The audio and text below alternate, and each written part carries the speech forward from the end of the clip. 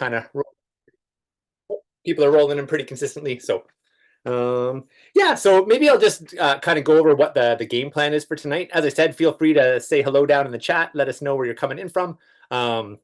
It's really up to you whether you want your camera on or off. Totally a personal preference for tonight. It will be more of a talking class, like talking head class. Some of you that have done some of my online courses and stuff will know that a lot of the online stuff I do is quite interactive. This class will be a little less interactive. So if you want to, turn off your camera and do whatever, feel free to do that. So quick game plan for tonight. Plan is to be somewhere between an hour and a half. I'm going to try and shoot for the hour side, and all of those that know me already know that that's really hard for me to do. So I'll do my best to try and shoot for shorter, but we'll see if that actually happens. Definitely we'll keep it under the hour and a half mark. I'm going to do a little bit of an intro that just kind of goes over a little bit more of the philosophical context for tonight's class, which I actually think is an important part of it. Share a little bit about my background, and there'll be a few stories in there which are really relevant to why I'm, so passionate about this topic. And, I think it creates some context for the place that I'm teaching from. And then we're going to end up getting a little bit more into the specifics, actually kind of talking about system design, sharing some of like the top food. I don't know if I want to call them crops. I don't really like that word, but some of the top foods that I like to work with, both wild and cultivated. So that's kind of our game plan for the night here. So to start us off tonight, I'd like to just start, and do a little bit of gratitude. I'm wearing all blue tonight. Some of you might know, and I've been really feeling grateful for the waters the last little bit. My wife Laura and I, we just got back from spending a week on some of the big Great Lake water bodies on a bit of a road trip. We were over on up in Cape Croker and with the Chippewa and Nawash community over there. It was really beautiful to build some relationships over there with some of those amazing folks. And get to know the land over there a little bit more. So we're hanging out on Georgia Bay. I got a story about that I'm going to share in a minute. And then we went up to Manitoulin, took the ferry across there, and then went all the way up to, and when you're going up to Manitoulin, you're literally in between Georgia Bay and Lake Huron. So that was pretty cool going across in the ferry, and then drove over to Lake Superior. So feeling really grateful for the waters, and it had me reflecting a lot around water and food and the culture of water and food. And I think about, the many First Nations of these lands that have had these real long, deep relationships with those waters. And of course, what's happening on the shoreline as well, and all the wisdom and the teachings there. I was just down in Rama First Nation a few weeks ago, sitting in on some storytelling, and was learning a little bit about the ancient fish weir that used to be down there. It's an absolutely fascinating story if you ever get a chance to hear some of the teachings around that. And I learned, I might not pronounce it properly, but I learned before Rama was called Rama, I believe that the traditional name was McJickaning, and it's referring to the actual fish weirs there and the relationship between those people and the fish of those lakes, and them being the caretaker of the fish of those lakes. So all of that to say is, I'm reflecting a lot about our relationship with food, relationship with water, and feeling so thankful for the holders of some of that knowledge around the world. The first peoples of these lands that are still here today, continuing to tend those lands. Thinking about the work that needs to be done to heal some of those relationships. And then also thinking about, how do we all move forward with food in a good way? Because, I've had a passion about food for 20 years now, eating it, growing it, tending it, all kind of aspects of it is a huge passion of mine. And really one of the first things I actually kind of got passionate about in life. And simultaneously, like I have some concerns about food where we're at right now. But a lot of my deep journey as an adult actually started with those concerns for food. 20 years ago, actually more than that now, 25 years ago, when the year that I moved out of my parents' house, I remember having a lot of questions about the sustainability of our food infrastructure in the world and the impact of all of this food that I was buying at the grocery store and how that was impacting the land. And that sent me off on a really long and deep journey that leads us to kind of all sitting around today. So okay, I'm just going to pull up a little slide here, and I'll just share, like, I will do my best to kind of skim the chat there. And, if you have questions as you go, feel free to throw them in there. There's a chance I might not notice your questions. So if I miss them, just maybe hold on to it. And if you want to throw it out at the end, we can do a bit more of a formal chat. But I don't have anybody with me here tonight kind of monitoring the chat and feeding stuff to me. It's a one person show tonight. So just kind of letting folks know that I might not notice. So If you can just give me one moment here, please. Hold on. Okay, we're there. I'm going to share my screen. And we're going to formally kick off tonight's presentation there. So the theme for this class, can everyone see that slide okay? Yeah. The theme for tonight's class, creating a resilient food plan, food security, sustainability, deep connection, and fun is kind of the theme of our night tonight. And, I often think about our relationship between food, connection to the land, and culture, and how, sometimes those components are missing in the modern world. Although I tend to believe that probably most cultures that have lived through the earth, and many cultures today, and many people today, modern peoples, still kind of hold those pieces. But I know even for myself, I have moments where I find myself consuming food out of habit, or consuming food while distracted and not being present with the food that I'm consuming, or eating food with very little thought put into where did that food come from, and what ripples and impacts and stories were created along the journey of that food. And one of my personal goals this year is actually kind of leaning into those things a little bit more. One of my mentors has actually been pushing me with this idea of like, hey, you eat a lot of like pretty shitty calories sometimes when you're on the road, you're busy. Would it be possible that you'd actually be better just to not eat anything to put that in your body? And with my metabolism and my body, I was like, whoa, you may have a point there. Sometimes I eat out of habit or eat because I'm hungry, but I don't actually need that food. So part of what I'm trying to encourage tonight, in setting the context with this is just, leaning into that idea as food as an important part of culture and as important part of our relationship with the land, and potentially even an important part of purpose, in this world where people often struggle with purpose. So I'm going to maybe leave it there and kind of start off with a couple of stories. So Laura and I, a number of years ago, decided that we were not going to eat seafood unless we were on the ocean, as part of our kind of stepping towards trying to live a more bioregional life and recognizing the impact and the stresses on the oceans. And it wasn't as matter of like saying, oh, well, eating seafood is bad. It was just like, hey, on our journey, we're going to maybe not eat seafood, even though we love it, unless we're on the ocean. And it's one little tiny little piece we can do when we think about our food journey.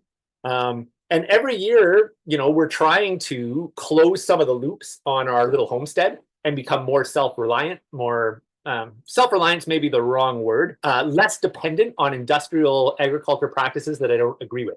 I'll say it that way.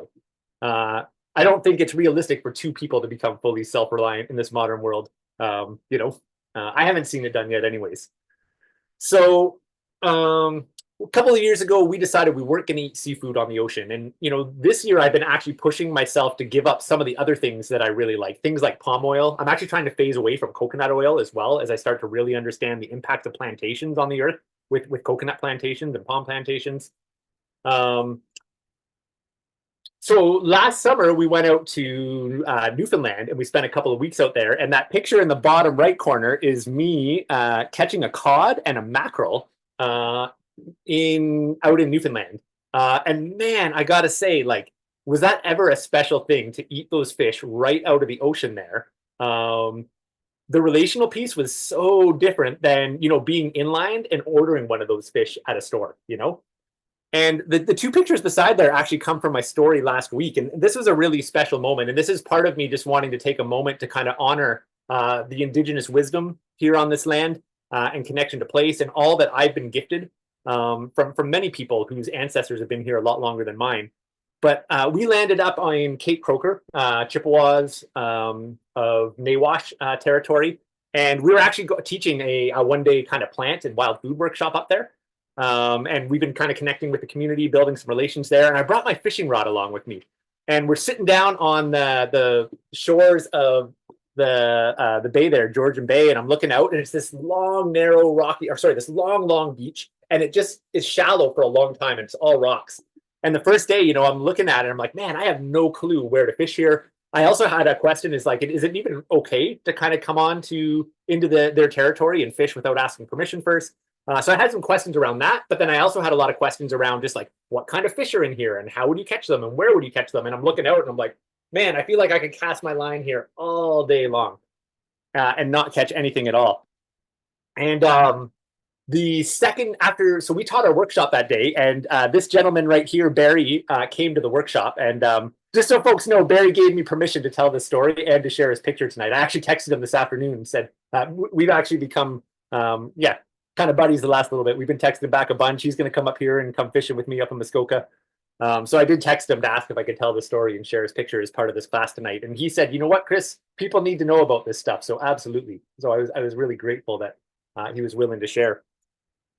So, anyways, long story short, we teach our workshop, and I find out that Barry's playing a concert that night.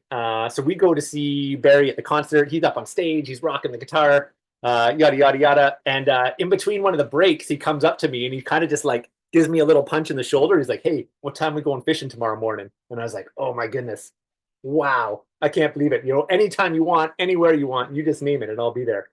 So I met him basically at sunrise, and we walked out, and it's beautiful because there's this long, long beach that all looks uniform, but he knew the spot where basically the rocks went out and then they dropped down super deep. It's like the only spot along that whole section where you actually have a chance or a higher chance of catching a trout or a salmon off the edge of it there. And he had a very particular way that he fished this spot. So we went out there. It was a super quiet morning. You know, we didn't even really share a lot of words. And we managed to catch two beautiful rainbows out of the lake that morning.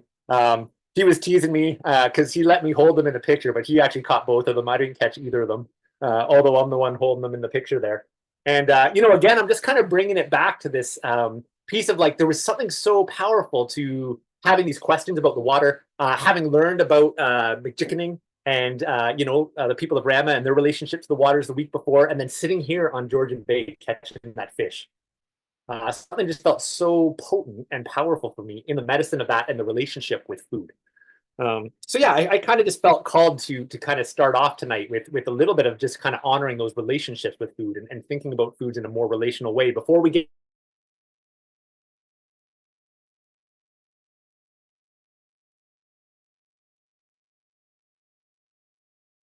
shout out to Barry. Thinking about you tonight. Thank you for sharing. Oh, I also just got a message that my internet's a little unstable. So if it gets a little funny, I don't really know. We'll just kind of hang in there. So little bit of background before we really dive in. You know, I kind of started telling my story a little bit, and that, you know, one of my first loves of the outdoors was related to food. I had a vegetable garden in my parents' backyard when I was 19, which I don't think is a super common thing for, you know, 18, 19-year-old kids to do. I mean, I'm sure some do, but so I started, you know, growing food at a very young age, and I actually got a job at the Royal Botanical Gardens my first couple of years at college, where I would go and spend the summers at the Royal Botanical Gardens, you know, interacting with plants in that kind of way. And as I mentioned, it was about the same time that I decided to turn vegetarian. I read Diet for a New America. I don't know if any of you folks know that book. And being from an urban environment and not having spent much time in the country, you know, I read Diet for a New America and suddenly decided that every single animal was raised in a factory farm and abused.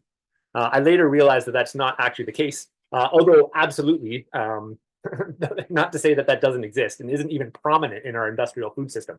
But I was vegetarian for 8 years because I didn't agree with some of the practices I saw around animals, and I still don't agree with those practices today. What changed for me is I got sick, really sick, as a vegetarian. Was seeing all kinds of specialists for years, having basically chronic stomach issues. And it was actually a natural path that said, "Hey, Chris, you know, would you be willing to try eating meat for a month?" And basically, 3 years of serious medical issues went away in 1 month when I started eating meat again. And that's, again, not at all to say that people can't live a healthy vegetarian life. You know, I know people that have been vegetarian much longer than that and seem to be doing fine for themselves. But I got very sick as a vegetarian. So I was introduced or invited to try some meat. It cleared up some chronic pain. And simultaneously, I was getting together with this amazing girl in the middle of the picture here, Laura. And she had a very different upbringing than mine. She was brought up in a rural setting, you know, on a farm as a child growing up, a farm that raised chickens, raised rabbits. And then she moved north to the wilderness, where her stepdad was a hunter, and wild game and fish were a major part of her diet. And I started to get exposed to this idea that, up until that point, I kind of thought of hunting as like trophy hunting. And honestly, like I had no understanding. I had very little knowledge of ecology and how the whole predator prey relationship plays out across an ecosystem, which is actually a very important thing to understand if you're going to judge whether it's sustainable, healthy, right, wrong, and eating. I'm sure there's some vegetarians on the call here, and this isn't at all trying to convince you not to be vegetarian. Just so you know, that's not my intent right now. This is just creating context for kind of my background and where I'm coming from and where we're going tonight. So long story short, that sent me on this journey of wanting to explore my relationship to meat. And I decided if I was going to eat meat, I wanted to actually harvest it with my own hands. I wanted to be part of that last breath that animal took. That felt really important to me if I was going to do that. And I also dove into this whole realm of permaculture, which is a very different pedagogy for looking at how we work with the land to produce food and medicine for us, but also share the land with the other kin, the trees, the plants, the wildlife, the fish that we share this planet with. So I got exposed to some very alternative and different ways of growing. Jump ahead about a decade now, I basically spent close to a decade traveling around working on different organic farms, learning from different people. Laura and I bought a piece of land that we are thankful to caretake now about 14 years ago. We started our little homestead. So we've been now developing and integrating permaculture systems on our homestead for the past 14 years. And as we've been growing on the homestead, there's been a lot of lessons. We've worked really, really hard. We work a lot of long days. It's pretty common that, we're out on the land in the morning and we're not coming in. We're often eating dinner at 9 o'clock this time of year because we're out working in the garden. Like we work a full day of work and then we come home and we work in the garden until it gets dark. So that is a big part of our lifestyle. We've learned a lot. And my hope is to share some of the biggest lessons that have kind of come to me in this 20-year journey with food. For those of you that are thinking, I want to find or I want to have more resilient food systems in my life. Whether that's you're wanting to grow stuff yourself, whether it's you want to learn about foraging and hunting, whether you want to build more community-wide systems and you're thinking on a community level, I want to share kind of some of the big takeaways from my journey going down this rabbit hole so far. I'm going to share one more kind of piece with that history place, and then we're going to get kind of more into the design component of it. One thing this is actually relatively new in my journey. So it was, that was before we had our place. It was probably about 16 years ago, I got introduced to the idea of forest gardening or food forests. And it was first through an organization I was working with on the West Coast in Nelson, BC, that actually built a little food forest on an urban lot. And to be honest, in my early 20s, when I came across it, it kind of went over my head how cool it was. I wish I took more of an opportunity to learn about it. A decade later, I got to go hang out with a guy that some of you may know, Stephen Martin, goes by Sacred Gardener. He's written a couple of books, who spent a bunch of time down in the Chiapas of Mexico, learning from the indigenous peoples down there about how they tend the forests for food and medicine for themselves, but also share the land with the wildlife. And he brought that knowledge forward and created this forest garden over in the Madawaska region of Ontario, kind of over the Golden Valley there. Quite recently, the gentleman in this photo, some of you may know already, a good buddy of mine, Caleb Musgrave. He's from Hiawatha First Nation, an amazing human being, incredibly knowledgeable human being. And something that he shared with me, not, in the last kind of 5 years or so, is this idea that, when my ancestors came over across the Big Sea and landed on this land, European settlers, there was a lot of judgments about what people were doing over here and a lot of misconceptions about what people were doing over here. One of those judgments might have even been like, oh, look at these lazy people that don't even garden or don't even grow their food. And in actuality, Caleb's ancestors had a very, very complex relationship and agriculture system going. It just didn't look anything like European agriculture. His ancestors had been tending this land literally for thousands of years, kind of like the beaver tend the land and the deer tend the land and all the other wildlife tend the land. They pruned, they planted, they saved seed, They lit fires. They were incredibly intentional about the way that they worked with the forest to produce more meat, to produce more nuts, to produce the kind of foods and medicines they needed. Doing it in a way, though, that still left habitat intact for those other things to live there as well, which is very, very different to how I was introduced to agriculture. You know, growing carrots in rows or clearing big fields for cattle and then clearing another field to grow the hay to feed the cattle. A very, very different paradigm.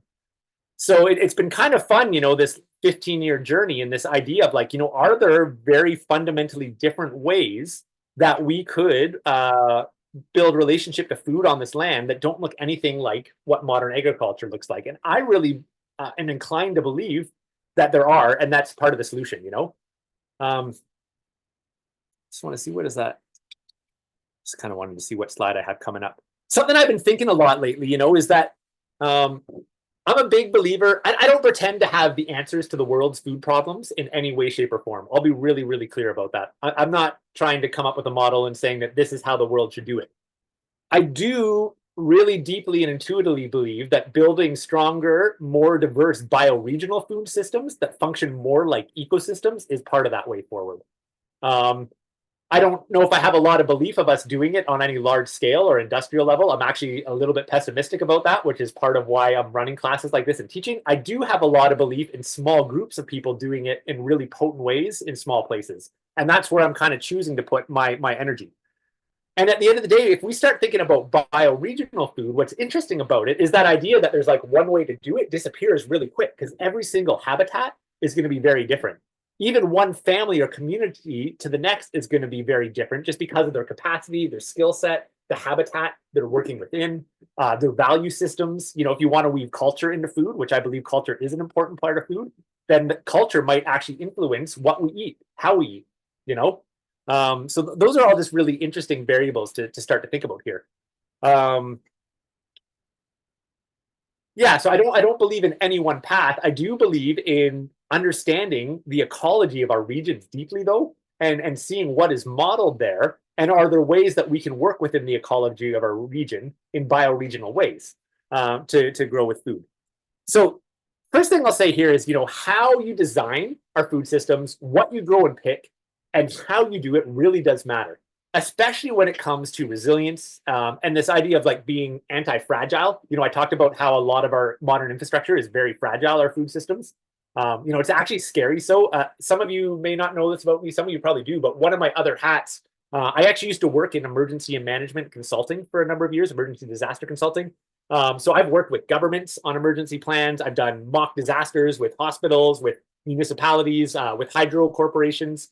And I can tell you from inside or the meeting room or the other side of that fence that those systems are a lot more fragile than we often let on. Often when we were running mock exercises with municipalities, with companies, they didn't do very good when things came up that disrupted systems. I'll tell you that. And people were left to fend for their own if that real scenario actually played out.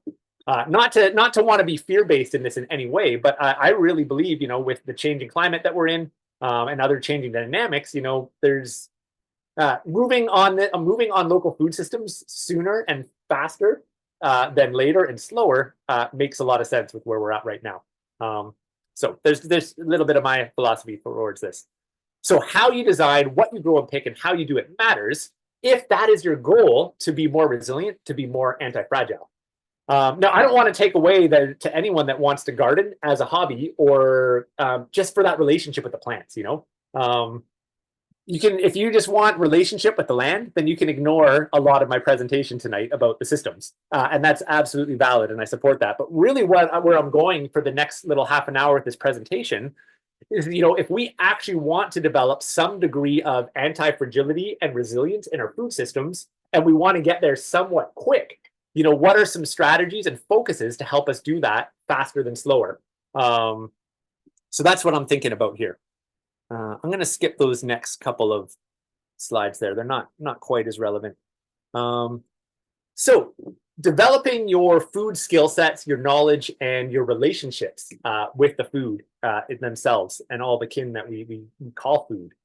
I'll start off by saying that, you know, not all calories are created equal.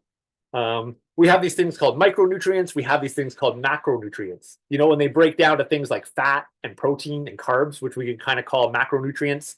And then you have your micronutrients, which are all like your minerals and your vitamins and all these different things that we get at. So there's a cool teaching that we used to share when I used to be a backcountry wilderness guide, leading winter expeditions with youth. And I always really, really like this analogy. But if you go to build a fire, you know, if you put on a whole bunch of birch bark to light it, you know, that birch bark burns really, really hot, really fast, and then it goes out really quick. If you put on a few small sticks on top of that, well, the birch bark will light those sticks and they'll burn, you know, quite a bit longer than the birch bark did, but they don't produce great coals. You know, so they'll burn a lot of heat while they're burning, but then the coals kind of simmer away really quick and then it gets cold again. And then, you know, really we want to have the birch bark that lights those twigs, which then lights the big logs. And a neat analogy we used to use around that is this idea that the birch bark is like your carbs and your sugar. Carbs and sugar give us a quick boost of energy, right? That burns up relatively quickly. Protein is like the little sticks that we throw on there. Protein is a much more usable energy. It lasts, I shouldn't say much more usable, that's the wrong word. Protein lasts a lot longer than the carbs, but fat is your longest burning food source. So in the wintertime in particularly, you know, we would eat a lot of fat on these winter expeditions because we were sleeping outside on minus 40 nights, you know, sometimes in sleeping bags with no fire with young kids. So we would actually eat very high fat diets on these trips. And we didn't have any worry about putting on weight. We were so active during the day, we were burning those off because of the cold. So that's just a really neat analogy to think about it. This idea of like carbs being the quick burning, protein being a little bit longer, more sustained, and fat being those longer ones. And when I think about a bioregional diet in this area, it's one of the reasons I've personally stepped away from being vegetarian.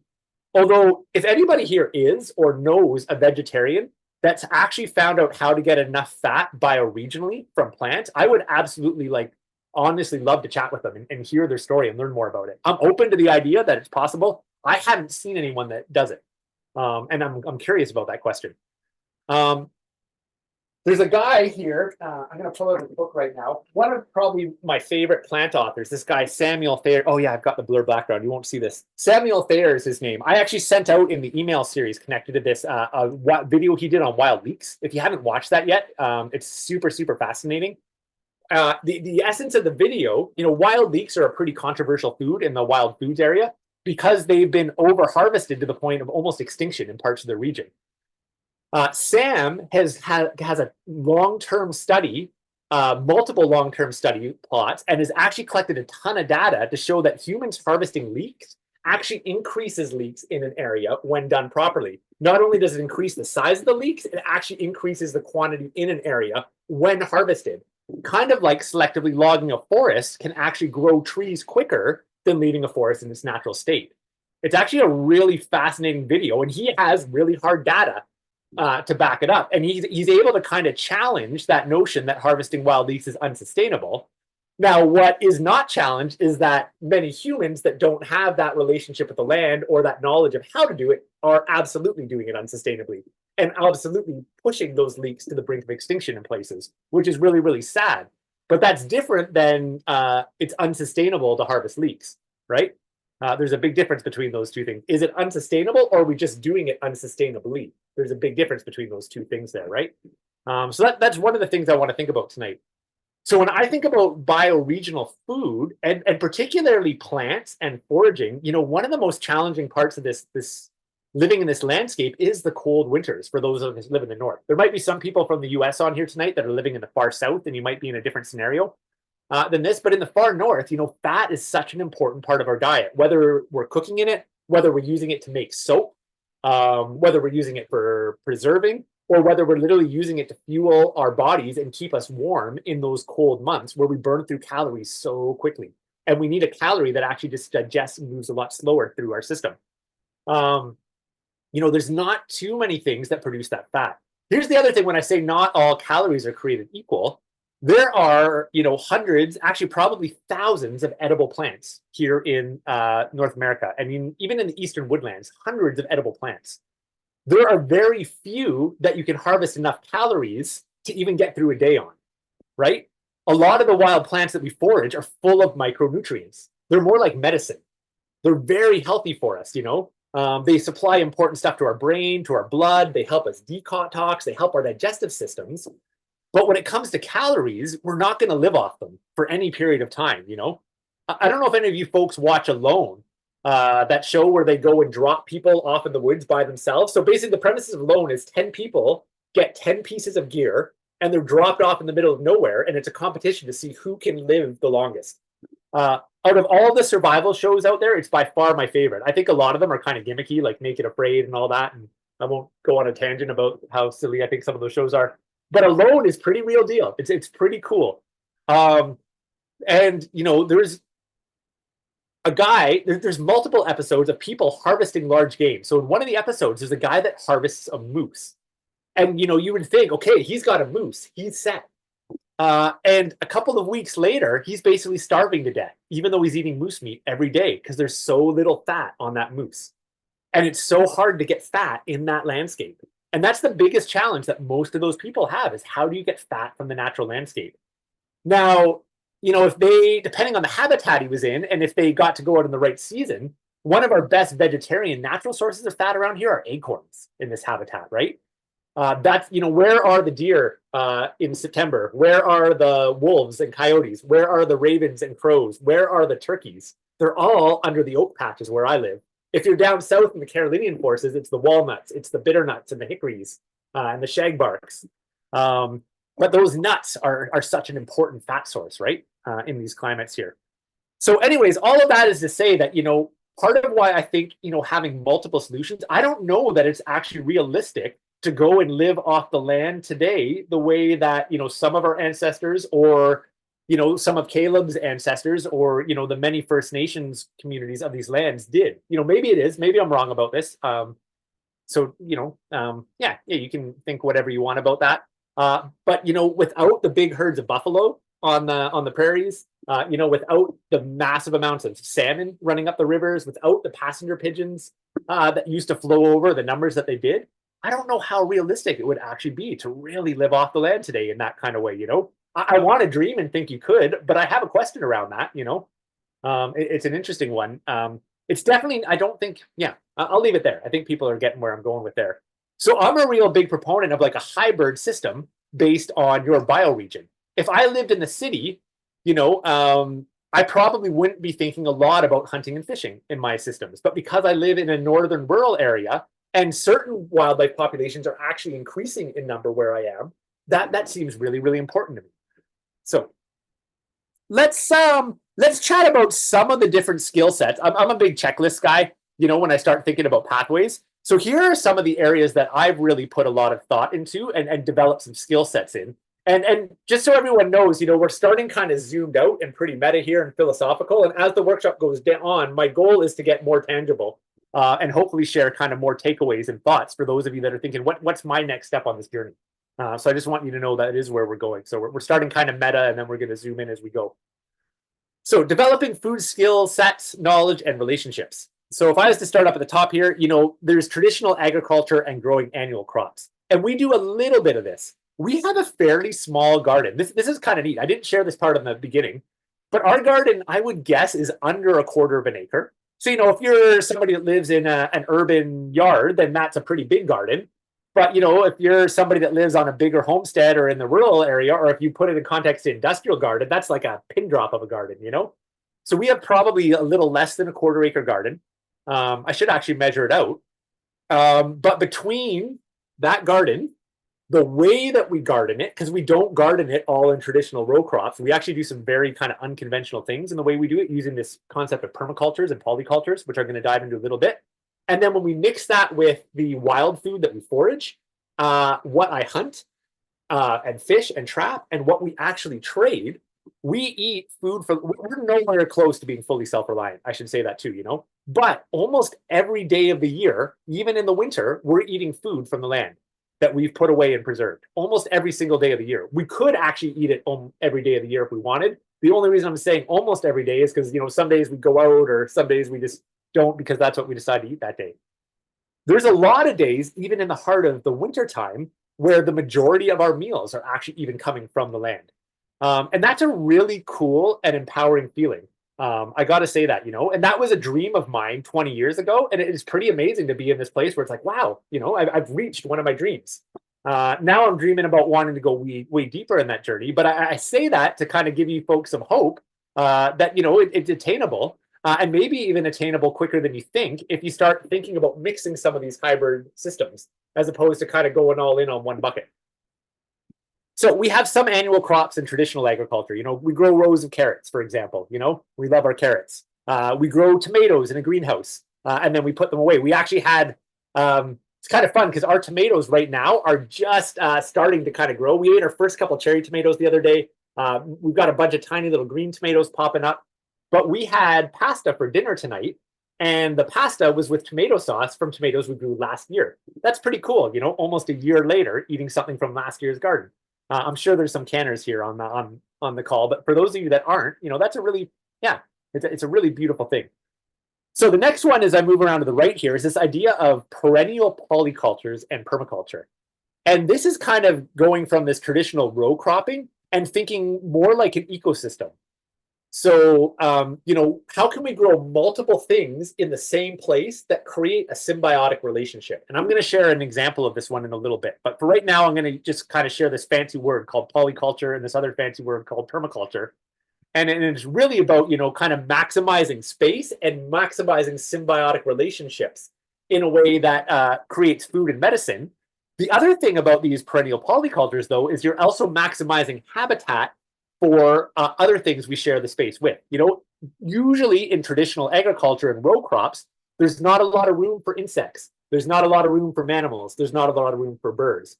When we switch into the realm of polycultures and permaculture, suddenly the birds and the insects and the amphibians, even for that matter, become part of that ecosystem. And it's now we're actually sharing the land as opposed to just kind of taking this place. I mean, this is only for human food. So the next advancement of that perennial polyculture would be this idea of forest gardening and food forests. So a polyculture is still kind of like a human created space and designed space. Forest gardening is literally to walk into the woods and tend the woods in a way that actually increases yield. Some of you know that Laura and I have a wild foods business, Wild Muskoka Botanicals, where we sustainably forage food from the land, and all of the products we sell have wild ingredients in them. And it's kind of neat because a few of the crops, particularly the wild leeks, most of the places we hire those wild leeks from, just like Sam Thayer said in his study, there's more wild leeks in those spots now than when we started harvesting them. And we've been harvesting commercially for like 7-8 years in these spots. So there's a real testament to that humans can actually interact with the land, take in a way that actually gives back and works a benefit. It takes some knowledge, though, and it takes some learning time and some mentors. And hopefully, calls like tonight are meant to start to speed those learning processes up. I differentiate forest gardening from food forests intentionally. I don't know if everybody does it this way, but in my mind, when I think of forest gardening, I think about a native forest that already exists or forest that already exists. I'm going to go into it and I'm going to influence it intentionally. A food forest, I think of more of a very intentional polyculture where it's like, hey, there's an area that's been cleared by humans or some other means, and now I'm going to design it to grow into a forest that grows food. So that's kind of how I'm differentiating those two. The next one on the bottom is the idea of raising and tending animals. So we have chickens for eggs and we raise rabbits on our little homestead. And those are two things that you can do in a very small space, potentially even in an urban space. I know a few people that raise rabbits in urban backyards. Their neighbors don't even know they're there because they're way quieter than chickens are. They're way less smellier than chickens. And I'm going to share a story in a little bit about actually what a game changer the rabbits were to closing some of the loops and actually making our little homestead more sustainable and self-reliant. Bringing in the animals has actually been huge for reducing our dependence on industrial agriculture. And then the two other corner on the left there, those are the wild components. So wild meat, so hunting, trapping, and fishing are part of our life. And then, of course, foraging for food and medicine. So we kind of use a hybrid model that includes all of those. But we're still missing one really, really important piece in all of that. That is actually probably the biggest piece of leverage between all of them. And that's applying leverage and culture building through community. Because, man, it is a lot of work for the two of us to try and do all of this on our own. One of the coolest systems that we have going on right now So we had thought about larger animals at one time, like, do we want to get a couple of pigs? Do we want to get goats? But at the end of the day, we like to be able to leave our home for a few days at a time, maybe even go on a canoe trip, or maybe even go on a vacation once in a while. And once you get into those bigger animals, they really, really tie you down, and they're very focused and intensive. The chickens and the rabbits are actually relatively low work. We can leave them for a few nights without anybody here. And if we have somebody come in to tend them, it's not that stay at our place where we're gone. It's not that hard for people to show them what to do and have them take care of them. Now, what's been really cool on a community level, though, so we decided we're not going to raise beef, we're not going to raise pork, we're not going to raise lamb. One of our neighbors raises lamb and raises pork. He loves rabbits and he doesn't raise rabbits. So now we actually grow more rabbits than we need for ourselves to eat, and we trade them to the neighbor for pork and for lamb and for chicken. Now we do actually buy some off of them as well because we don't raise enough to make that a full-on trade. But it's pretty cool, when we go. So we buy some lamb off of them, we buy some pork off of them, but it's pretty sweet to get a little bit of extra thrown in. Or what we've been doing the last couple of years is, hey, we'll give you a couple of rabbits for a couple of whole chickens. We have another guy who basically trades his time and goes and hays with a farmer, a cattle farmer, in exchange for beef. And he has more beef than he can eat in a year from this trade. And then we trade him rabbits for beef. So it's amazing that we're now able to eat beef, we're able to eat lamb, we're able to eat pork, we're able to eat rabbit, plus wild game. Meat is one of the things we almost never buy from the grocery store anymore. And meat is very expensive. And I don't really trust the meat in the grocery store. I don't know what's in the meat in the grocery store. I also don't know where it comes from. And we all know, one of the reasons I was vegetarian is meat has can and often does have a very negative impact on the land. Doesn't have to. Even cattle, I believe, can be raised and tended in a way that is not having a negative impact. Although I feel it's more often than not done the way I think it has the potential to be done. So anyways, I just wanted to highlight that community piece there and kind of share a little system there. So I'm going to give this example of what I'm calling a perennial polyculture. And actually, I'm going to go to slide number 2 here. So this is not a very large space right here. It's kind of a messy picture. It's going to be a little bit hard. Maybe I'll get the annotate thing out here just to kind of point some layers out here. Where's the little pencil? There it is. So this is what we call a perennial polyculture. And basically, kind of off to the left there, that's kind of our garden on the other side of the fence right there. And then this, if you look along the bottom there, I'll draw this little red line. That red line on the bottom there, that's kind of like our lawn coming back this way over here. So this is not a huge space. It's maybe like 6 to 8 feet in depth, depending on what component of it. It's probably, hard to say, it might be 20 feet long. We produce an incredible amount of food and medicine out of this little space. It was work to create it. It's incredibly little work to tend it now, which is actually pretty awesome. And there's a few things going on here. So first, I'll maybe start telling you what's going on, the symbiotic relationships that happen within it, and a few things that we learned about it. So we do have some, actually, I'm going to start on the picture on the left here. So you got to imagine, so now this bottom picture here on the left, we're actually looking at the exact other end of the garden. So the picture on the left, we're kind of looking at it from the north. The picture on the right, we're looking at it from the south. So we have a small south-facing hill, perfect little microclimate. So we have high bush blueberries growing in here. There's a bunch of high bush blueberries growing all across here. And you can't see them there. We also have some currants growing in there as well. We've mulched them with pine because blueberries like acidic, and there's lots of pine forest around here. So we mulch them with pine needles. They grow really well. So we're able to actually use a native mulch for the mulch. So we'll do layers of cardboard down to suppress the weeds, and then we'll put pine needles over top of those. And once in a while, local arborists will drop off wood chips. You'll also notice that, the odd wild plant, like this little milkweed, pops in there. Well, milkweed is food as well, but the monarch butterflies also need it as part of the reproductive cycle. So we're able to allow things like the monarchs to come into our ecosystem here and actually support monarchs. We're also able to support native pollinators that also help pollinate the vegetables in our gardens. So we do mulch. We generally try to keep the weeds down, but particularly weeds like the milkweed, we let those come up on purpose. So on that southern slope, we have low-lying perennial bushes that once planted produce every year with very little tending. We don't really water it much. We maybe weed it twice a year. And the weeding is literally like I go in with a whippersnipper and just knock down everything but the milkweed and particular things. Now, up behind it, we actually have the next layer, which is a plant that's a little bit taller. And these are all elderberry bushes coming up in there. The elderberry bushes, elderberry can be used for food, but we think about elderberry more as a medicinal. Now, the elder flowers, we'll make fritters out of them. People will make elderberry wine, all those kinds of things.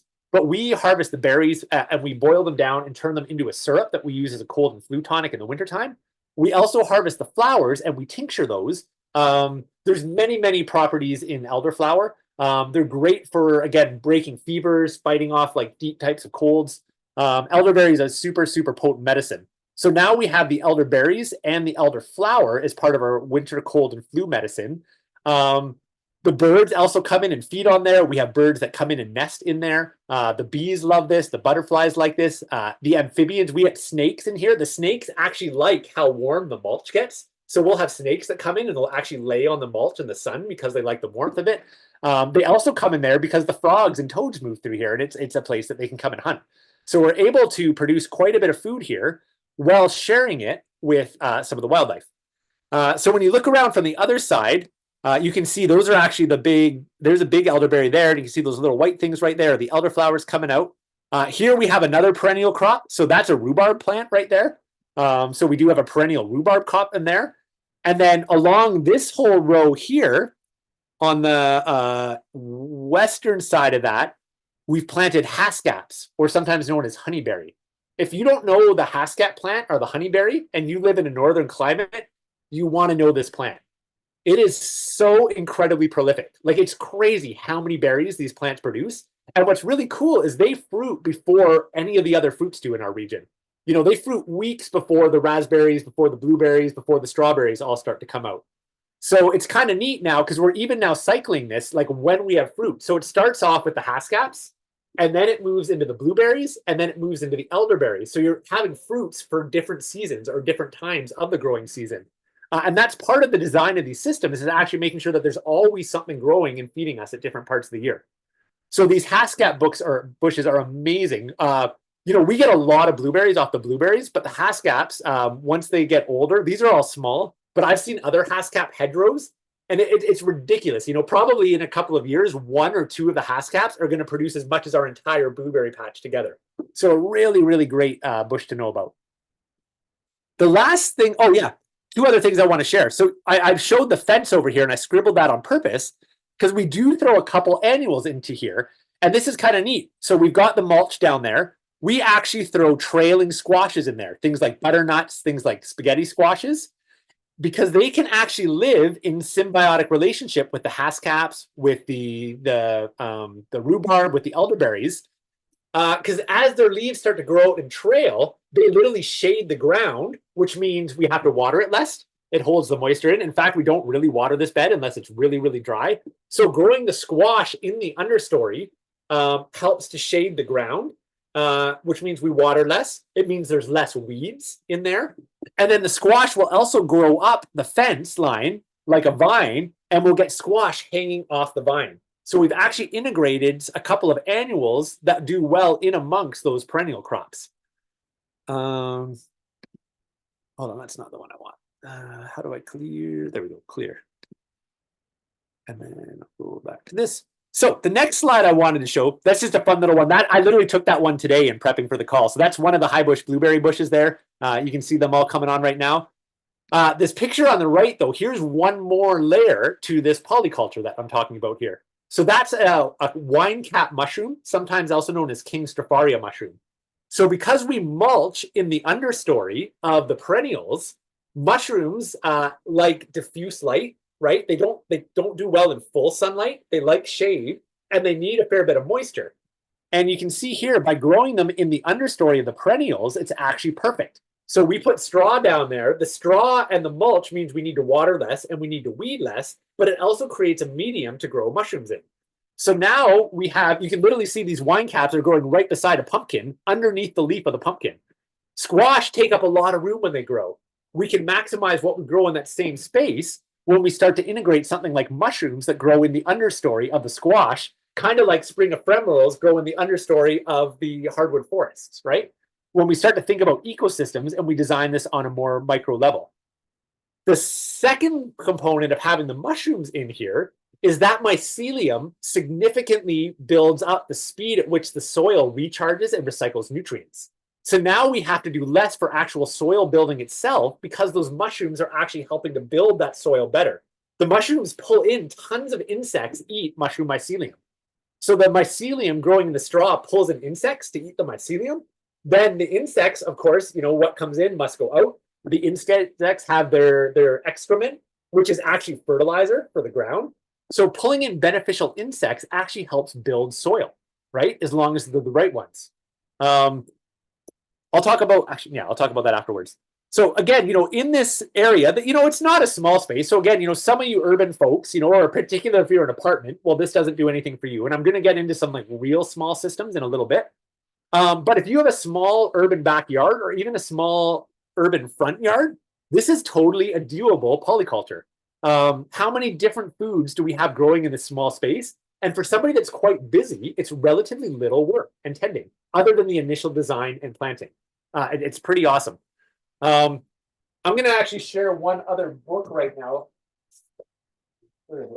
This is a book that really had a big influence. Oh yeah, I got that screen thing on. Again, you can't see it. It's called The Resilient Gardener. You might want to make a note of that and write it down. It's a pretty neat book. Carol Deppe, D-E-P-P-E is the name of the author. Carol Deppe, D-E-P-P-E, The Resilient Gardener. And it says food production and self-reliance in uncertain times. And I can relate. I've been thinking a lot about the uncertainty that I feel in the world right now. And she starts the whole premise of this book is that she was basically a world-class gardener.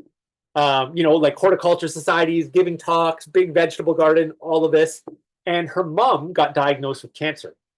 And suddenly her garden fell apart when she didn't have the time to put into it anymore. And she had this major epiphany that she designed her garden around the good times when she has an excess amount of time and everything's going well. And the interesting part about that is, during the good times, when you have excess time and things are going well, you probably also have some money at that point. You don't actually need the food from the garden as much as you do during the hard times. And she realized that when hard times came, her garden actually fell apart really quick. And it made her completely question how she designed gardens. And even though she was an expert already teaching gardening, it was like a big wake-up call for her. Funny enough, when I was reading that book, I was actually going down to an emergency preparedness conference to give a talk. And we had a blackout during a drought during that talk.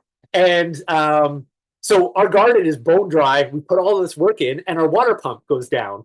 We don't have a backup system. And I'm basically running down to the pond, filling up pails for hours trying to water my garden. I need to drive 3 hours to go give this talk on preparedness that night.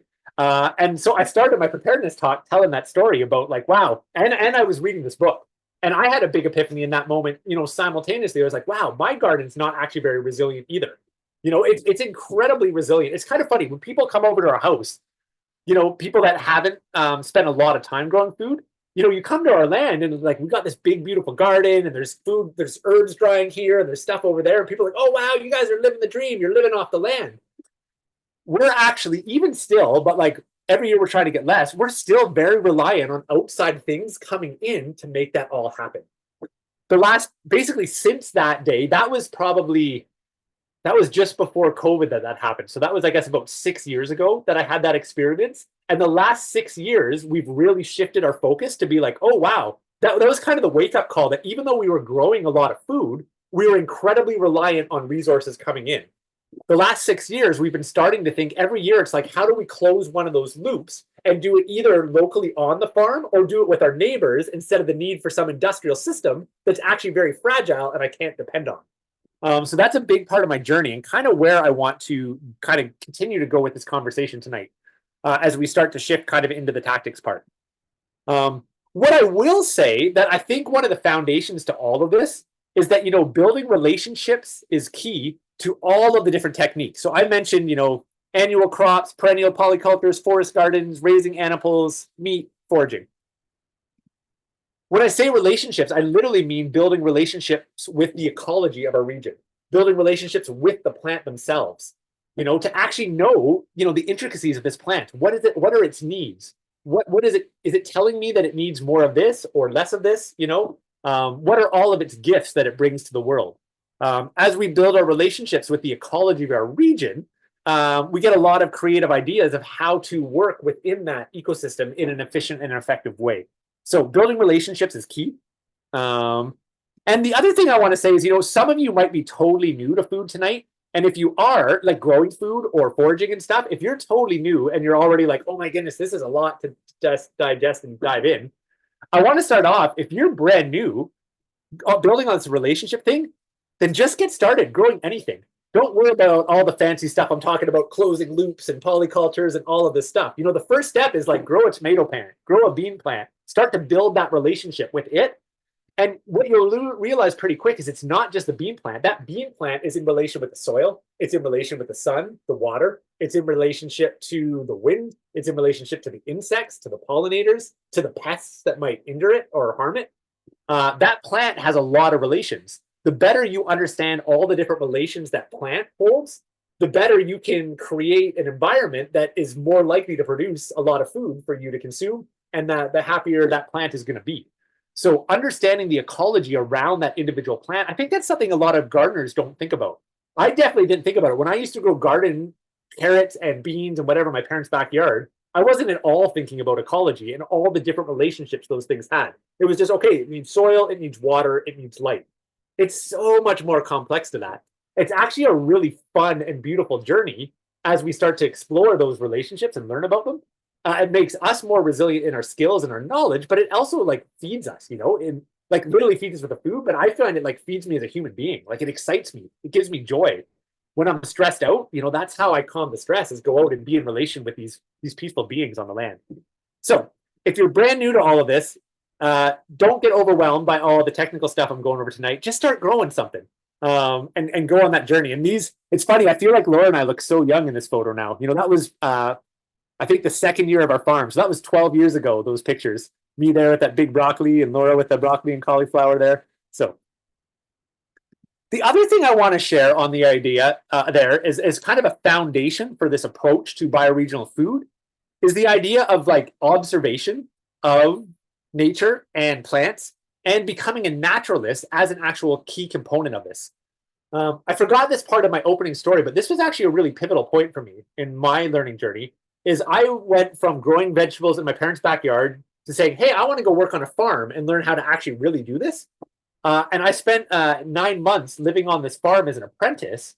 And I kind of had this epiphany one day that, I was calling this sustainable agriculture, living on this farm. I said, oh yeah, I'm going to go on this farm, but we're going to grow sustainably. And that summer I realized I don't actually know anything about the trees, the plants, the birds, the animals all around the farm. How do I actually know what I'm doing on this farm is sustainable if I don't actually understand how the ecology around it and don't even have the ability to track the impact on that, right? I'll give you a story that's maybe a great example of how being naturalist has actually really impacted the way that we grow. So when we first got our chickens on the farm, I'll come back to this funny story of Laura kissing a fish here in a second. But when we first started first started getting chickens, we were all on the train of like, oh yeah, we want free range chickens. We want the happiest chickens in the world that just roam the land free out on the landscape. We're going to get healthier eggs because of what they feed on, but we were also really thinking about the quality of the lives of those chickens, just wanting them to have as much room as possible. The first year that we had our homestead, or we bought this place, there was so many amphibians and snakes on the property. Within 3 years of having the chickens, there were so few snakes and so few amphibians around our yard. And what we realized is that by us free ranging the chickens, at like fully free ranging them, they were actually having a large and negative impact on the insects, on the amphibians, and on the native snakes.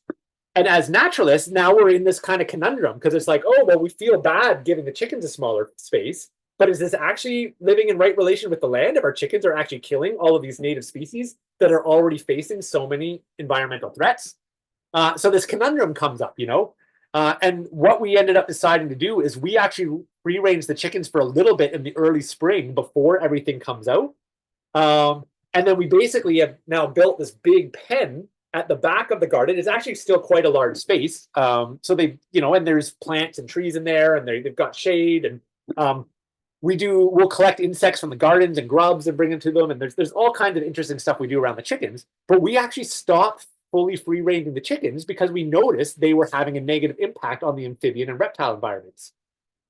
I would surmise or hypothesize that many gardeners that free range chickens that aren't naturalists have had that happen in their land, but they didn't actually notice that it happened in the first place. So I've got this question, how do we know we're being sustainable if we're not really in tune with what's there in the ecology in the first place, which takes observation and developing those naturalist skill sets. Another interesting one here. So bringing this back to this picture here, we have two different fish species in here. The one on the left is Laura with a little perch. She's giving a kiss there. The one on the right is a rainbow trout that I caught in the wintertime ice fishing. There's a very big difference in the ecology of rainbow trout and the ecology of perch, or bass for that matter, in their population dynamic and what they need. Trout are actually a very stressed species. That whole salmonoid family, so salmonoids are like our trouts, our salmons, there's a whole bunch of species that fall in there. They're facing a lot, they're a very habitat specific niche animal, kind of like a wolf. They're facing very, very, a lot of threats right now with warming waters, with changing water ecosystems, with overfishing pressures. In fact, it's really sad, but a lot of the lakes around us don't even have native breeding trout populations anymore. It's all the fish that a lot of the anglers are catching are actually being grown and then released into the waters. They don't actually even have self-sustaining trout populations in many lakes to now. It's actually quite sad when you really start to think about it. I never knew that growing up. I started fishing as a kid and fished for years, and I always just assumed I was catching wild fish. It turns out humans are actually growing those fish and putting them into the waters for me to catch them. And that was a big bam, bam. Now, perch, on the other hand, I don't believe, or I don't know of any perch breeding projects going on. Perch are way more resilient to changes in habitat. They grow in way bigger schools. They're actually kind of if you think about their role in ecology, the trout is an apex predator. The perch is the bottom of the food chain. The example of that would be in mammals. If you think about squirrels and rabbits have multiple litters per year. Each litter has many, many babies in it. A rabbit can have, anywhere from 8 to 14 babies at a time. And they'll do that 3-4 times in a season. That's a lot of babies in a 4-month window, 5-month window that they're going to put out there. Well, maybe it's a little bit more than that. The reason they put out that many babies is because very few rabbits make it to 1 year old in the wild. The same goes with mice. The same goes with squirrels. Most of that rodent family, even beavers are that case. Very few rodents and very few rabbits make it to 1 year old. They're kind of ecologically, their role is almost like being the salad bowl of the forest for those larger predators. Because the weasels, they only have babies once a year. The wolves and coyotes have babies once a year. They only have 1 or 2 babies, maybe 3 babies, right? Just by understanding that alone tells us that wolves and coyotes need to live longer to replace themselves if they're only having 1 or 2 babies a year. Something that has, 40 babies a year probably isn't designed to live very long. In the fish world, it's the same thing. So perch have many, many babies per year. They travel in big schools. They're much more resilient to climatic changes. Same with things like bass and pike. Whereas trout are very susceptible. So as I study ecology, it actually has completely changed my relationships to fishing and what I actually start to target. I was brought up trout fishing, and I love trout fishing. I still do to this day. It was a gift to go out and catch those rainbow trout with David. But the more I really, truly start to think about what does sustainable bioregional food look like, I'm suddenly thinking, me harvesting trout is maybe not the actual best thing to be doing with my time. Maybe I should be focusing on the perch or focusing on the whitefish that actually are able to sustain their numbers even under fishing pressure. And that's just another example of how becoming a naturalist in tune with the ecology of your region allows you to make different decisions about what would actually be sustainable within your bioregion. Another example of that would be even with mushrooms here. So, the mushroom on the left is a chaga mushroom, arguably probably the most trendy mushroom on the planet right now. Chaga cures everything, according to some people. The miracle mushroom. And I'm not saying that to dish chaga. It has some beautiful medicinal gifts, absolutely. I worry about it being overused and overharvested. because of how trendy it is right now. That's why I'm kind of talking sarcastically there. The mushroom on the right is a reishi mushroom. These two mushrooms have very different life cycles, which means as a forager, I need to think about that when I go to forage them to know what is sustainable. How much can I actually take? So real quick explanation, a reishi mushroom is what we call a saprophytic mushroom. And so reishi will grow on dying wood. So the tree has already died, the spores land, and the mycelium is now consuming this dead tree. And usually, like this one, Ganoderma tsuge here, our native reishi in the eastern woodlands, grows exclusively on hemlock trees. That hemlock tree will produce reishi year after year after year for quite a few years until the reishi has basically consumed all the good food into the stump. It'll produce mushrooms every spring. So the reishi are actually we're actually going out on Friday to do to start scouting for reishi this year. Laura harvested her first reishi of the year actually today. So all of you mushroom foragers, we're getting into reishi season here. But here's the thing, and I would never advocate for this, but theoretically, I could go to a tree and take every single reishi off there. Those reishi are still going to come back next year. Now, I would never advocate for doing that because that's totally disregarding, well, what else uses that reishi? What role do those reishi mushrooms have by even just falling off the tree and rotting into the ground? You know, what animals use them for medicine? So I would never advocate taking them all, but theoretically, I could take every single one of those. The reishi is still going to complete its life cycle. Chaga, on the other hand, is not that way. Chaga is a type of parasitic mushroom, and it's a very slow-growing mushroom. It can grow for years. You can get chagas that are 20 years old, the same mushroom. Technically, yeah, it's debatable. You know, people talk about whether it's even called a mushroom or not. But the chaga fungi can grow for like 15, 20 years, getting bigger and bigger each year. If I go and I rip an entire chaga off the tree, it's growing in a wound in a birch tree. I've now just opened up that wound. There's a good chance that tree is now going to fall over and die. Suddenly, end of the cycle for that chaga there. It might not even get a chance to release its spores to reproduce. Very, very different life cycles, right? Knowing this is really important in how we relate to the land in a way that's symbiotic. So I want to get into a little bit of system design right now. We got 20 minutes left, so we're definitely going to hit the hour and a half. I mean, an hour was kind of dreaming. But I did say that. I will try to wrap up in 20 minutes, and I actually think that's quite realistic with what I have left. So getting into some system design stuff right now. So when we first started out, I want to give you a bit of an example. We wanted to grow veggies. We were still buying meat at the time. And we moved to a property that didn't have established gardens, and it's in very sandy soil. Not much would grow there. So we had to buy garden soil, very expensive. We had to buy fertilizer, also expensive. We had to go and buy starts from the garden store and seeds because we didn't have systems.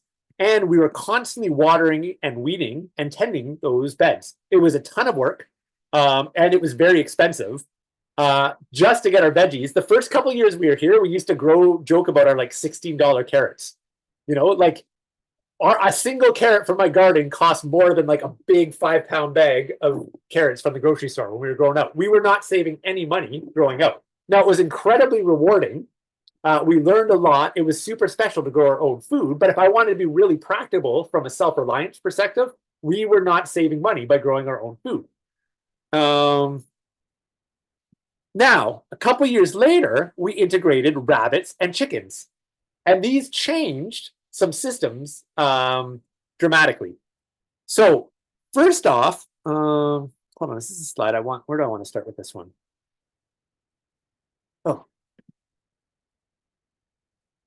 Oh no, did that get deleted? Oh shoot. Oh no, I think one of my slides got deleted, which is kind of unfortunate. There's supposed to be one before this, so I'll do my best to kind of explain it. So that's too bad. Sorry about that, folks.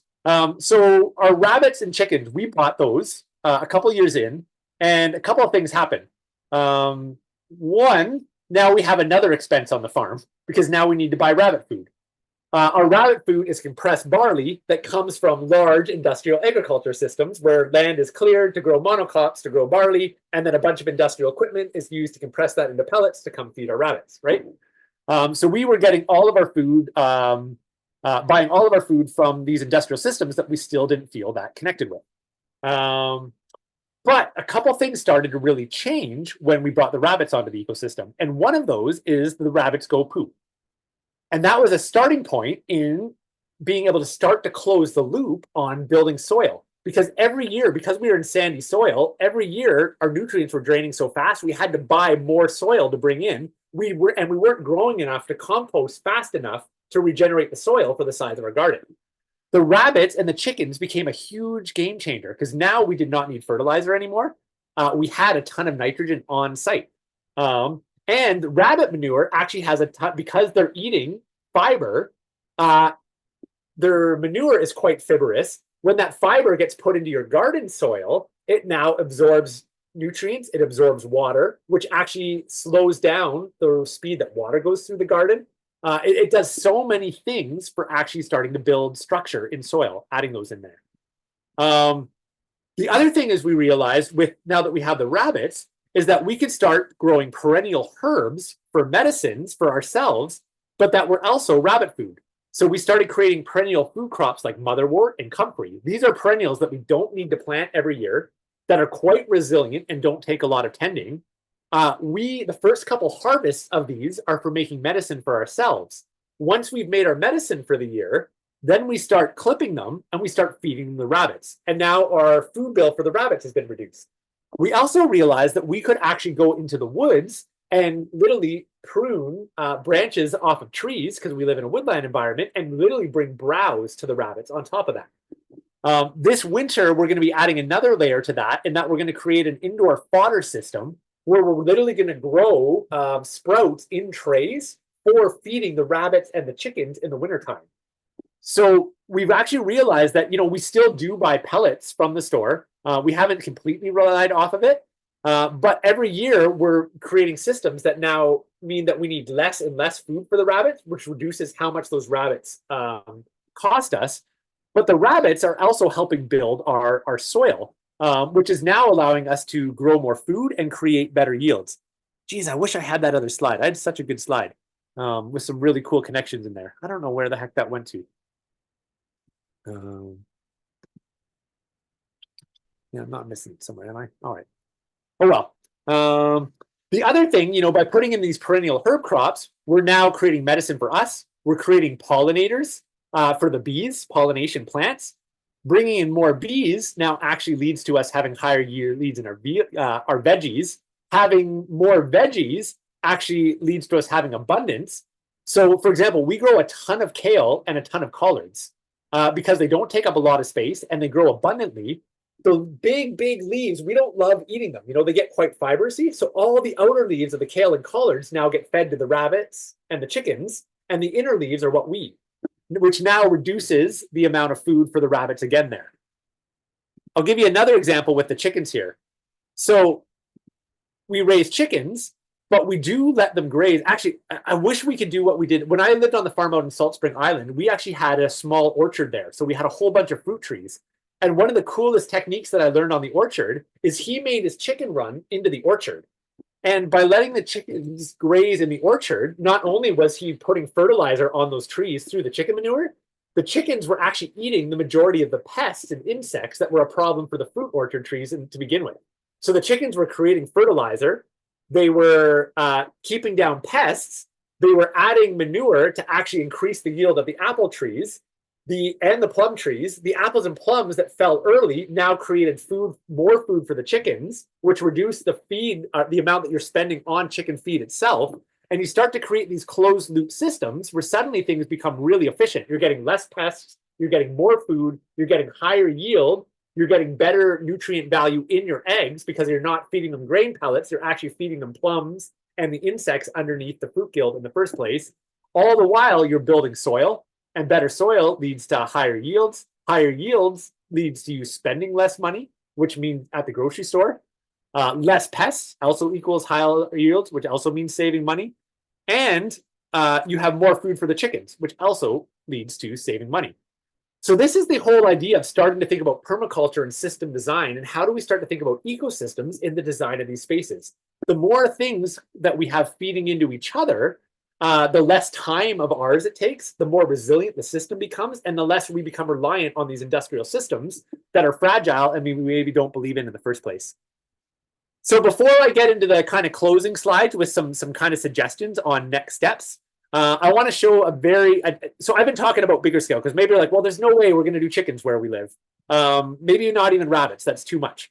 Here's a cool one that you could do indoors in an urban apartment most of the cycle right now. So one thing that I have not given up yet that is not bioregional is coffee. I love my coffee. We'll see whether I give that one up or not, but I still drink coffee. I choose to drink coffee, and we're not fully bioregional. The waste product of coffee is coffee grinds.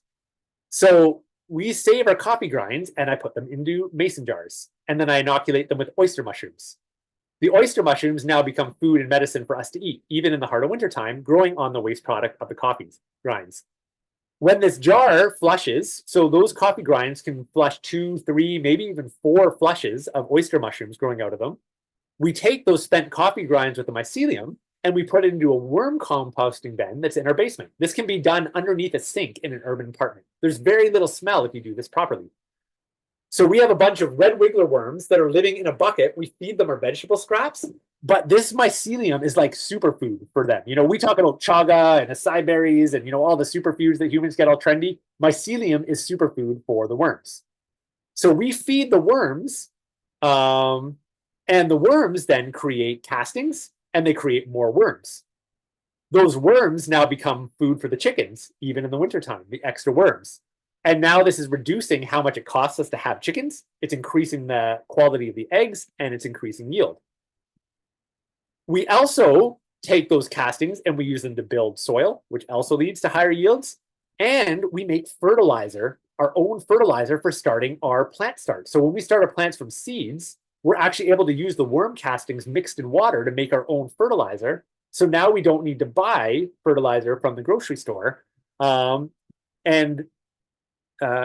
then we don't need to buy fertilizer from the grocery store. So then we grow plants, which then creates more extra matter, which then goes back into the winds. And outside of the coffee, we've basically created this closed loop nutrient cycling system that actually gets stronger every year. Every year, the soil gets stronger. Every year, we have more worms, which means every year we have more food for the chickens in those worms in the system itself.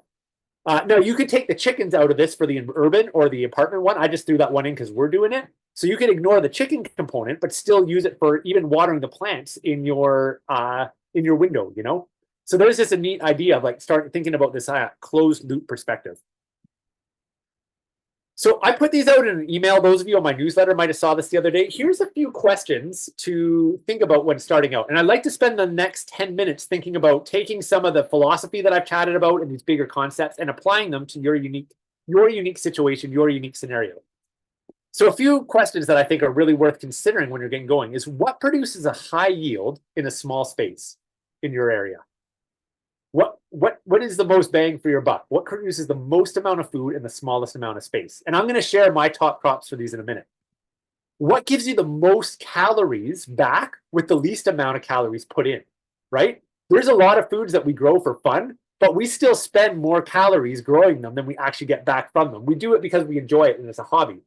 There's other foods that we put very little calories into, we get a lot back. That's when we start to get sustainable, especially when we think about those calories like fat and protein, some of those ones that are harder to get. The micronutrients are actually the easier ones to get in the wild, even in the garden. The fats, the proteins, those sustaining calories that'll actually keep our bellies full over the winter months, those are actually the more challenging one. So what gives you the most calories in for the least put out? What's already abundant in your area or could be grown in abundance. So this goes both for wild food. I gave the example of trout are not abundant in our area. They're actually really stressed. Perch are very abundant, right? Moose are no longer abundant in this area, which is really sad. Deer are very abundant. There's more deer here than there were 100 years ago. In fact, a few hundred years ago, deer were pre-contact. Deer were very rare in the northern eastern woodlands. Deer are kind of more of an edge habitat species. The reason we have so many deer here today is because humans have shaped the landscape the way that we have, created the edge habitat, pushed the moose out, and now we have an abundance of deer in this area. We have a lack of moose, right? So what is abundant in your area, whether it's wild plants, whether it is wild meat, or vegetables. What vegetables can be grown in abundance? For example, we grow eggplants. I love them. They're tons of fun. Eggplants are big plants that take up a lot of room, and you get like a meal off of them. Same with our peppers. Like we grow bell peppers. I love my bell peppers, but like they take up a lot of room. They're a lot of work. They use a lot of nutrients to get like kind of 3 or 4 nice peppers, which might be one meal. So we put all of this work in and tend this plant for months for one meal. That's very different than my shiitake mushrooms, where my shiitake mushroom log patch, we grow more mushrooms than we can possibly eat in a year. That's about the size of our greenhouse. So there's way more food year round off of our shiitake patch than there is from this greenhouse. And the shiitake patch is actually way less work. And it's in the forest. So we haven't had to clear down and cut trees for it. It's actually growing in the understory of the existing forest, which means the deer can still move through there, and the turkey can still move through there, and the snakes and the amphibians are still there, right? So what could be grown in abundance in your unique environment? What is resilient to extreme weather variation, whether it's hot, cold, wet, dry, climatic factors? I mentioned that book, The Resilient Gardener. She has some great lists in here of some of the plants that she considers more resilient to drought, more resilient to cold, different things like that. We try to think about that in what we grow, having a mixture of different things, because any given year, if we have an extreme weather event, it may wipe out 1 or 2 crops. Interesting little story. We had a flood on our property a couple of weeks ago because one of the beaver dams blew out, and it completely picked up our mushroom logs and scattered them all down the wetland. It was a little bit of a work to go gather them and bring them back. We had the biggest crop we've ever had of mushrooms 10 days after that flood. So the disaster actually made the crop more abundant from the mushrooms. Most crops are very susceptible, very fragile to an extreme weather event. And here we have these mushrooms that just suffered a flood that would have killed most other crops in our garden. And we just got the best yielding crop we've ever had off them before. Man, there's a helpful crop to grow in climate change and uncertain times. What's resistant to disease and insect damage? And the big one on the bottom there, most of us are busy. I have a day job, a night job too. I'm running this class. What still grows when you have little time to tend it? That's a really good question in thinking about resilience. So I'll share a couple of my top crops here, and then we're going to kind of formally wrap here. So I've got this crops, and then I've got wild foods. So when it comes to kind of my top crops, and I don't like the word crop really. Crop in my mind in some ways implies like it's for me. So I need to think of a better word there. But the rabbits, absolute game changer. We eat a rabbit, basically 1 rabbit a week. 1 rabbit is 4 meals for Laura and I, plus a really nutritious bone broth that then we often have extra that gets frozen and eaten later on in the year. So there's a lot of meat off of a rabbit, including fat. Wild rabbits don't have a ton of fat on them. Domestic raised rabbits are actually quite a bit fattier than wild rabbits are. So you get a fair bit of fat on your rabbits as well. You can grow them in a small space. They're not a lot of work. They help you build soil. They're not expensive. Like this is definitely a great exchange of energy and a great exchange of calorie because of the fat, because of the protein, and they feed back into the system. And I'm pretty sure, and I'm not an apocalyptic end of the world kind of guy. Like I'm not worried about like everything shutting down tomorrow. But literally, if tomorrow we couldn't buy anything anymore, I'm quite confident we could keep feeding those rabbits from the land because we can feed them from our perennial forage, we can feed them the extra veggie scraps, and we can go and harvest browse from the woods directly to feed them. So we could actually keep the rabbits going even if we couldn't buy rabbit food for them. Egg-laying chickens is a big one for us. Mushrooms is like probably the biggest one. Mushrooms have protein, they have fat, and they have all the micronutrients as well. Incredibly medicinal. You can grow a lot of mushrooms in a small space. We grow mushrooms year round. That's a big changer. I love our herb planters, small place balconies. Herbs, you'd think herb planters, you're not growing an abundance of food, but if you want to talk about density of nutrients in a small thing, and the nice thing about herbs is you only use a very small amount of it. Thyme, oregano, sage, a handful of plants, you can clip them every couple of days, and we're throwing them into soups, we're throwing them into salads, we're throwing them into stir fries. So we're getting all of the beneficial nutrients from those herbs, but they don't take up a lot of space. They're relatively easy to grow. We actually interplant them with flowers in our flower boxes on our front porch. We used to have annual flower boxes on our front porch that were pretty and look nice. And a couple of years ago, Laura said, what if I stop making the focus on annuals and we actually just put our herbs on the front porch and then we threw the odd annual flower in with them? They look beautiful. Someone that didn't know the medicinal properties of those plants would just say, oh, look at those beautiful flowers. But now there's all our culinary herbs that we're pulling from the front porch.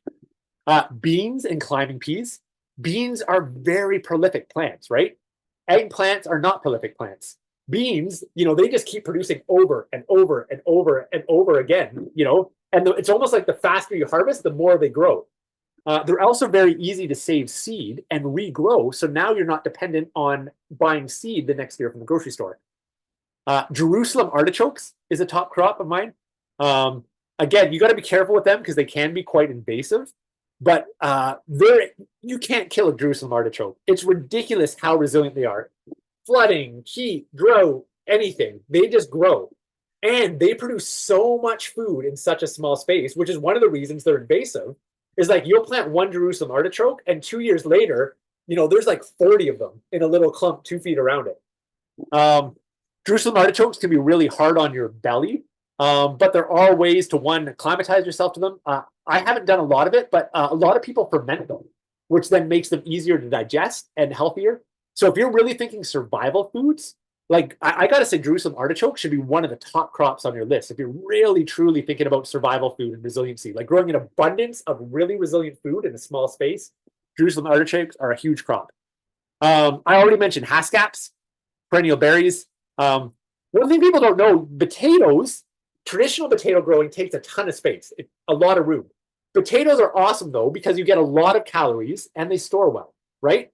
They're arguably not the most nutrient-dense food, although if you leave the white potatoes in the grocery store and get into some of more of the heritage varieties, I actually believe the nutrient value of some of the heritage potato values are much more than the typical white potatoes we buy.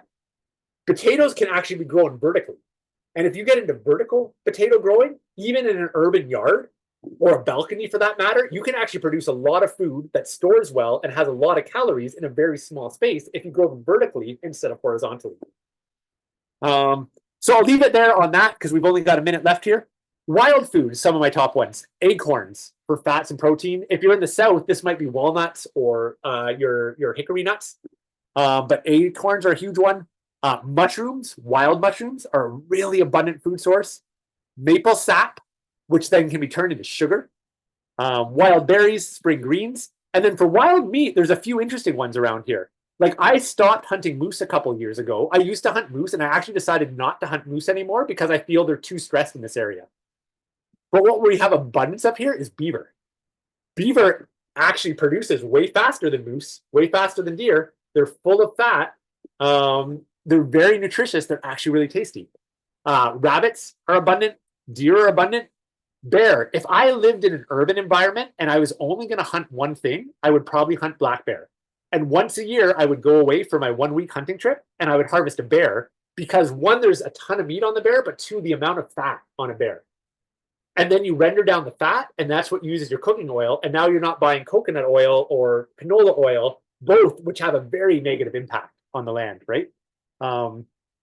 So bear is I think, an amazing food source, a very important one in northern climates. And then I'm switching my fishing focus from trout, which is where I started my fishing journey, to perch and whitefish, which can be harvested much more abundantly. And the other one I should throw on there is smelt.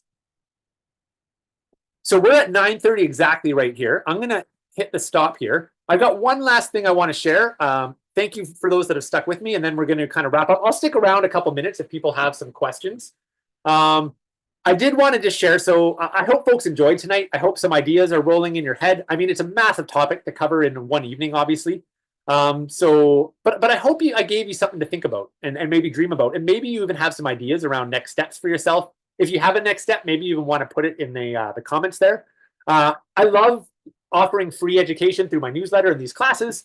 Of course, this is part of how I make a living for myself as well. And I have a couple classes coming up that I just wanted to let folks know about. So one of them this fall, I'm starting a class called the Ways of the Wild Guild. I've actually run it before, but it's basically a small group that gets together. It's actually a Sunday, Monday, once a month for 4 months. And we're going to have a focus on fall food starting in September. There's a couple spots left in that. the very first weekend, we're actually going to be going down to Hiawatha First Nation to hang out with Caleb, and we're going to be going and learning about Monoman or wild rice with Caleb. So that first weekend, we're going to be going and collecting wild rice and then learning how to process it. And then the October, November weekends, we're going to be actually processing acorns. We're going to be talking about hunting small game during it. And then we're going to be doing winter medicine making as part of that program with Laura as well. Some winter or some late fall foraging. So if you're interested in a really immersive program focused on food, there's that one. We also are running the first time ever, Laura and I are actually running a 2-day homesteading, permaculture, and forest gardening class on the homestead. That's happening in September. I think it's September 2nd and 3rd. It's going to be hands-on and interactive. So if you've been listening all night and you're like, I just want to get my hands in the dirt and do this, then that's the class. We're going to be planting stuff. We're going to be tending the gardens. We're going to be going over the theory. We're going to be showing you the design pieces. We're going to be looking at the rabbits, the chickens, the perennial crops, and we actually are starting a new forest garden or food forest behind our house. I actually cleared a section of forest intentionally that we're going to be planting with, the first phase is going to be planting with edible nuts. And then I have a plan to plant the understory in succession over the last couple of years to have a full food forest right behind the house. And we're going to be starting that food forest with the group during this class. If you want to come in and understand the methodology and the design behind it, and then also see how we're working that. Laura and I have also been forest gardening in the forest around the 26 acres around us for the past 14 years. So we'll go for a walk on the land and you'll get to actually see how we're tending the wild landscape to produce food for ourselves while sharing it with the other animals. And then the last class I want to shout out to is Caleb is coming up here for 3 days in August. There's only a few weeks till this class. This one is going to be a blast. We've never run it before, and it's called Food Getting. It's funny. I was asking Caleb. I was thinking of all of these elaborate names for what we were going to call this class. He's like, let's just call it Food Getting. That's what we're doing. We're going out and we're getting food, you know? But it's going to be focused on trapping, hunting, and fishing survival methods and ancient indigenous methods from his Anishinaabe heritage and other lineages that we both learned from. So it's going to be 2 days diving deep into the skills of how to harvest wild meat in a sustainable and an effective way, focused on fishing, hunting, and trapping. So if any of those courses are of interest to you, I would love to have you out. All of them have a good number of folks in them already, although, as I say, good number of folks, they're all small groups, but they all have spots open still, I should say, in them. So we would love to have you on any one of those programs. And with all that said, I'm going to close it here. Say thank you so much for joining us tonight. I hope you left with some ideas and you're inspired. And I'll stick around. I'm just going to take a quick look. If there's any real burning questions, I could take them quick. I'm pretty tired too, though, so I might kick out pretty shortly here. So,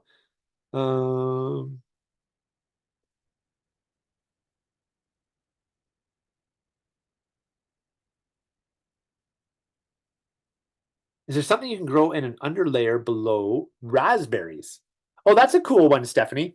You could probably do wine caps under raspberries. I haven't actually experimented with the understory of raspberries yet. So that's actually a good question. I don't actually have a great answer for you for that one. Although I don't see why you couldn't grow wine caps under them. I think that would actually be a great one to grow under them if they're not too dense. There won't be notes being emailed, but I will be sending out the replay. And I will send a couple links. Great to learn so much as always. Blah, blah, blah. Your upcoming courses sound great. Wish I could join. Thanks. Well, thank you all. Any last burning questions from anyone? You could unmute yourself really quick if you want. Throw it in the chat. Otherwise, we're going to say goodnight. So. Oh, cool. Rob, that's a great question. What do you think about geese? I think geese are a phenomenal source of meat. Geese populations are huge right now. So this is a great one. I actually had a long discussion with somebody that was really ripping on me for teaching hunting skills, and just saying, how can you teach hunting? Wildlife are so stressed these days. And although I agree with that comment, certain wildlife are super stressed. Other wildlife are actually expanding and in greater numbers than they might have even traditionally been here due to habitat change, right? When we look at wildlife, we have kind of niche species. So a great example of that, a wolf is a niche species, right? They need very particular conditions. They need large swaths of unbroken habitat to be able to survive. Coyotes are incredibly adaptable species, right? They can live on the edge of human environments. They can live in the desert. They can live in the forest. They can live in the city. They can live downtown Toronto. So wolf populations are declining. Wolves are under a lot of stress. coyote populations are growing. So I think it's important to think about that with any of the wild meat. So I said I've stopped hunting moose because I feel moose, there are moose around, but I'm really concerned about moose populations. Geese, on the other hand, geese are abundant right now. They like the open edge habitat that we have. You know, there's an argue that there's so many geese now that they're actually having a negative impact on water ecology in certain areas right now. So I think geese are a phenomenal food source. There's a lot of meat on a goose. Um, so I love goose hunting. I love the taste of goose, and I think they're a great one. Haskaps, yes, you do need male and female plants from haskaps. You need multiple plants for haskaps to grow. All right, I think we'll leave it there, everybody. Thanks so much for joining me tonight. Hope you enjoyed. Reach out by email if you got any questions, and have a great night. Cheers.